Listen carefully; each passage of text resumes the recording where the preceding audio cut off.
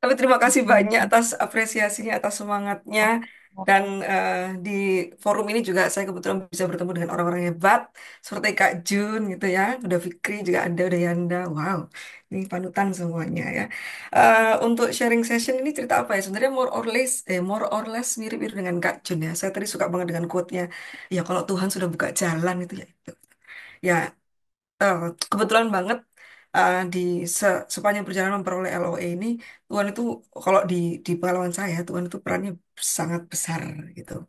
Nanti coba saya cerita sekaligus ya. Itu di chatbox juga sudah saya tuliskan sedikit banyak perjalanan saya dalam setahun ini meraih atau memperoleh LOE. Kebetulan pekerjaan saya ini sebagai dosen, Kak Jun juga tadi sama ya sebagai dosen ya. Kebetulan saya ini dosen muda, belum ada buntut, LDM juga dengan suami, jadi tugasnya tuh tambah banyak gitu di kantor. Karena oh anak ini rumahnya dekat, belum ada buntut, bla bla bla, kasih banyak. Nah itulah sebenarnya yang menjadi motivasi terkuat saya untuk untuk sekolah lagi. Ini saya nggak bohong ya gitu ya. Jujur aja. Tapi selain itu juga yang menjadi motivasi terkuat adalah ya saya ingin menambah ilmu aja sih, karena saya merasa semakin kesini semakin kok otakku tidak pernah digunakan gitu ya. Kayak butuh sesuatu asahan lagi supaya lebih dalam ilmunya. Itulah kenapa saya mulai memikirkan tentang sekolah S3. Plus, sudah menjadi kebijakan pemerintah ya, kalau kita diminta untuk, dosen-dosen diminta untuk at least S3 gitu. Ya, studi lanjut. Dan em, dalam, karena begitu banyak pekerjaan, sebenarnya saya tidak ada, bukan tidak ada, awalnya kesusahan mengatur waktu untuk memikirkan tentang proposal, riset proposal. Dan kemudian tidak ada orang yang mencuti, nggak ada yang ngingetin, nggak ada yang memperhatikan, kayak ya sudah diri sendiri gitu. Kemudian I came across, I recall advertisementnya ada iklan ini tentang persiapan S3 dan kemudian berbayar juga. Karena bisa kalau berbayar kan kita ada ini ya tanggung jawab lebih gitu. Oh aku udah bayar berarti aku jangan jangan sampai rugi gitu kan kasarannya. So I did apply out of nowhere gitu. Aku butuh orang yang intinya bisa mencuti.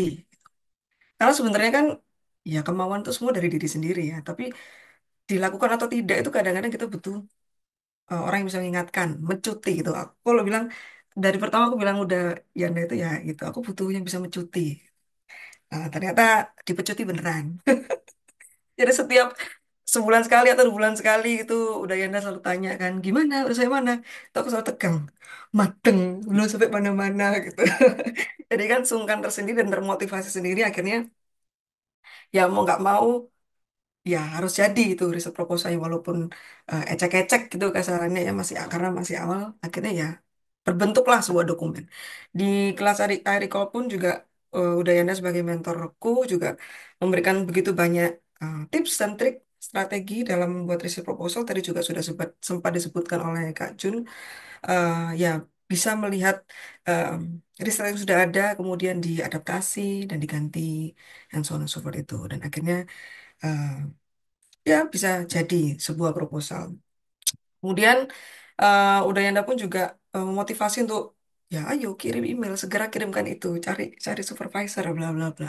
Dan itu juga diajarkan caranya mencari supervisor. Kalau ada teman-teman yang mau tahu caranya, silakan ikut kelas iRecall, sekalian promosi. But it's worth it, gitu ya. Kemudian akhirnya ya dibantu juga dalam drafting email. Kemudian selesai, akhirnya saya kirim email di Juni ya, di bulan Juni. Itu pun saya mengirimkan email ke mantan supervisor saya ketika S2. Em, Beliaunya ini sebenarnya cukup dekat dengan saya karena kami ya karena sudah riset bersama di ketika S2 itu ya. Cuma yang saya sayangkan karena beliau profesor, excuse me. Jadi mungkin beliau beliau sangat sibuk ya. Membalas email itu ya bisa 3 bulan setelahnya gitu. Itu pun kalau beliau ingat gitu. Nah, itu sudah 3 bulan tidak dibalas-balas sejak Juni itu. Aku sudah kirim 2 kali. Satunya basa-basi, IELTS-ku baru keluar segini gitu. Satunya basa-basi itu supaya to remind her gitu. Sempat sempat aku berpikir apa orangnya lupa sama aku padahal kita dulu dekat. I thought we were friends. Udah drama-drama begitu. Ternyata ya simply karena beliau sibuk aja. Terus suatu ketika ini ada email terkait research study dari Groningen untuk menanyakan alumninya itu kerja di mana aja gitu. Kemudian saya mengirim, saya mengisi, kemudian saya berkorespondensi sama ini Dr. Rasmus Steinkraus ini namanya, yang kebetulan juga dosen saya dulu ketika S2, dan dia yang em, menghandle si tracer tadi ini. Kemudian ya udah aku approach beliau juga. Ada lowongan nggak untuk PhD? Aku mau dong jadi PhD studentmu. Kemudian si Rasmus balas. Kalau ini dia balasnya cepat, untungnya ya, selang 1-2 hari gitu si Rasmus ini. Dia bilang, eh oh, aku nggak bisa jadi supervisor karena belum full time professor. Kalau di Belanda atau di Groningen itu harus full time professor yang bisa jadi supervisor.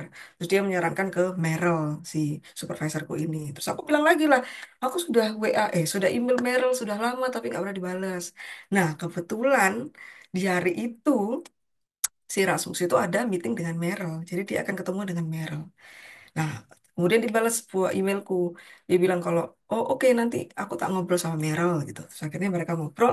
Dan kemudian Meryl baru membalas di bulan Agustus itu, jarak 3 bulan ya, 3-4 bulan kemudian ya, baru kita bisa ngobrol dengan lumayan berkorespondensi. Dari situ pun sebenarnya kami juga sudah mengagendakan Zoom, but then again karena mereka sibuk, terutama si Merylnya sibuk, akhirnya baru dapat balasan lagi Desember untuk janjian Zoom di akhir Januari. Bayangkan ya, jadi berbulan-bulan tuh menanti gitu. Tapi memang ini suka dukanya mencari LOE gitu ya. Kemudian awalnya pertengahan Januari kita mau Zoom. Aku pikir oh, oke lah masih ada 3 minggu sebelum deadline-nya LPDP. Ternyata mereka bukan lupa, mereka sibuk lagi. Kemudian baru bisa di bulan Februari. Bayangkan ya, 11 Februari itu kami baru bisa nge-Zoom meeting, sedangkan deadline LPDP itu tanggal 17 Februari.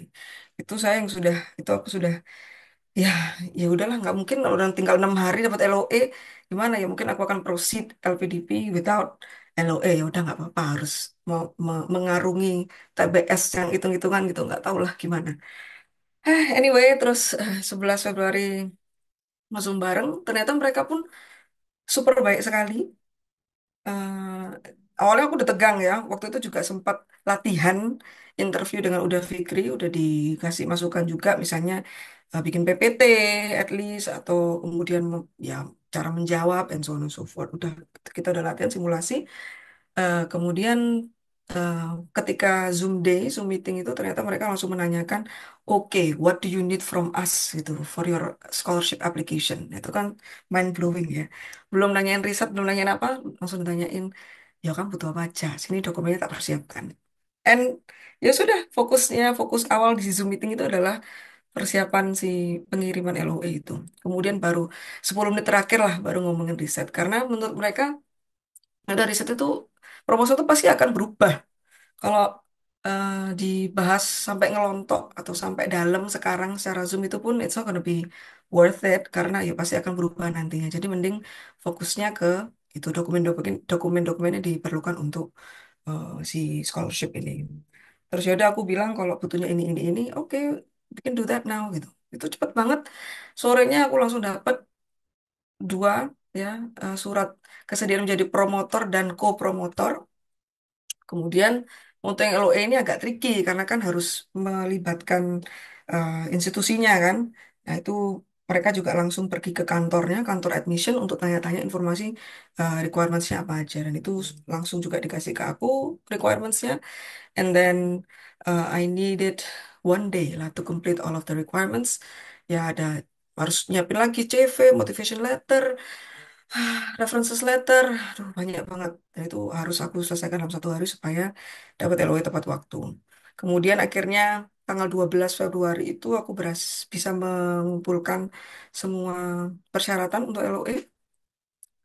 Dan itu pun aku juga sudah bilang di email. Jadi kalau misalnya teman-teman mau mengimail orang sana gitu, bilang aja aku mau daftar scholarship ini dengan deadline tanggal sekian. Jadi besar harapanku apa dokumen-dokumen ini bisa aku dapatkan sebelum tanggal sekian, sebelum tanggal deadline gitu. Jadi mereka bisa adjusting, themselves gitu. Akhirnya ya puji Tuhan mereka bisa paham, dan ya sempat ada drama ya karena bisa dibayangkan deadline LPDP itu tanggal 17, sedangkan tanggal 12 saya belum belum pegang LOE. Ya setelah menunggu 2 hari, nggak lama sih puji Tuhan untungnya. Itu juga sempat saya telepon. telepon jarak jauh gitu, nanya ke admissionnya, ini ada update nggak ya, kira-kira aku bisa nggak terima LOE-nya. Kemudian dibilang, oh ya tunggu 2 jam lagi. Gitu. Aduh, 2 jam lagi itu berarti mungkin kayak jam 11 malam. Jam 11 malam di sini, jam 5 sore di sana. Ya sudah, aku tunggu. Kemudian ya udahlah, ya kebetulan saya orang Katolik, dan ya kalau ya bisa lah kalau orang butuh lagi kepepet itu pasti ke Tuhan kan nih berdoa. So I did. Kemudian puji Tuhan ya karena jalan Tuhan ini tiba-tiba jam 10 malam ting email masuk LOE di tanggal 14 Valentine's Day. Itu udah apa namanya senyum gak karu-karuan. Dan itu kebetulan aku lagi di rumah sendiri jadi oh, jalan-jalan di naik turun rumah kiri kanan senyum senyum gitu nggak tahu mau ngapain lagi mau teriak juga gimana udah malam gitu malu. Anyway, ya itu akhirnya dapat tanggal 14 Februari. Kemudian per pagi ini saya bisa mengumpulkan LPDP ya, berkas LPDP eh, lewat jalur targeted PNS um, LOE dengan memiliki LOE unconditional. Yeay, puji Tuhan, haleluya. Ya, untuk tantangannya sendiri, kalau dari aku sih yang paling utama adalah mental. Karena even just to open, university websites itu aja perlu mental. Kayak apakah aku kuat?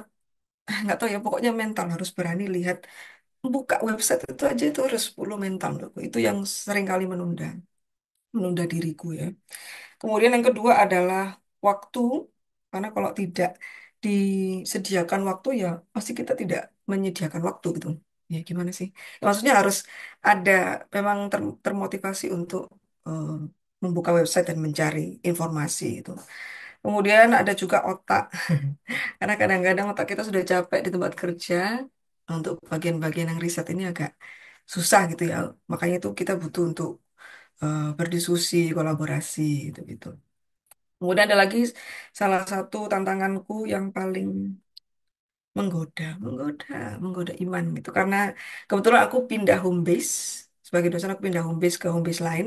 Dan itu kemarin sempat ada drama, tidak tidak bisa mendapatkan surat rekomendasi dari atasan karena yaitu karena home base-nya berbeda, satu dan lain hal, ya administratif lah. Tapi ya itu lagi, aku berdoa lagi, ya Tuhan kasih jalan. Nah, ini luar biasa Tuhan nih. Akhirnya turun itu surat rekomendasinya.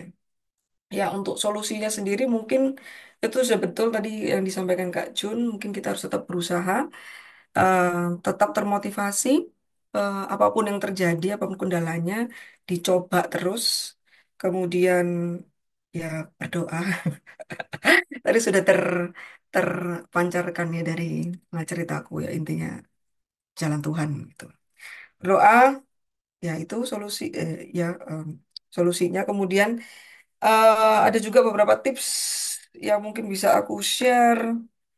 Yang pertama adalah bikin matrix itu yang ada yang diberikan oleh Udayanda. Itu sebenarnya juga sudah oleh profesorku yang di Unesas ini juga sudah diminta sih disuruh. Ya itu salah satu caranya. Cuma I never did that. Akhirnya kan ada Udayanda dia yang mencuti gitu ya. Again, bikin matrix, kemudian siapkan 1 sampai 2 proposal, mungkin yang berbeda juga karena kemarin aku juga sempat lamar ke beasiswa lain di Leiden University. Dan ini topiknya sangat berbeda dengan topik yang gue mau, tapi ya nggak masalah. Jadi kita harus terbuka akan segala opsi gitu ya. Kemudian diskusi, diskusi dan diskusi sama kolega, sama atasan, sama Udayanda juga. Kemudian berdoa dan yang terakhir ikut air recall kelas persiapan. Mungkin itu aja dari aku. Terima kasih banyak teman-teman. Semoga sukses semuanya. Kak Jun dan kakak-kakak yang lain. Semoga perjalanannya selalu diberkahi dan selalu dilancarkan. Thank you.